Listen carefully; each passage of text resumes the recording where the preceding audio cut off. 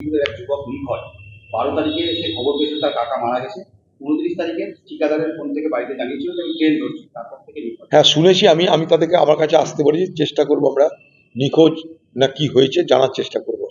এরকম তো হচ্ছেই। আমি কালকেও গেছিলাম রানীতলায়, এই ভগবানগোলার দিয়ে, সেখানকার একটা ছেলেকে মহারাষ্ট্রে মেরে দেওয়া হয়েছিল। পরে জানলাম বাংলাভাষী হিসাবে মারেনি, তাদের মধ্যে দুটো শ্রমিকের মধ্যে বিরোধ থেকে মৃত্যু হয়েছে। তবু আমি সেখানে একটা যে লোকাল এমপি তার সঙ্গে কথা বলেছি, তাদেরকে বলেছি যে সেই পরিযায়ী শ্রমিক যে মারা গেছে, যে কোম্পানির আন্ডারে কাজ করতো, তাদেরকে বলে তাদের যেন আর্থিক সহযোগিতার ব্যবস্থা করা যায়, সেই জন্যে তারা যেন চেষ্টা করে। এমপিকে আমি বলেছি, ওদের বাড়ির সামনে দাঁড়িয়ে বলেছি।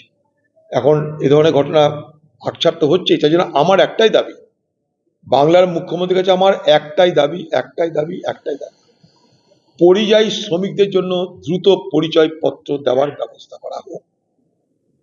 পরিযায়ীদের জন্য পরিচয়পত্র, এটা বাংলার মুখ্যমন্ত্রী দ্রুত বাংলার পরিযায়ী শ্রমিকদেরকে প্রদান করুন।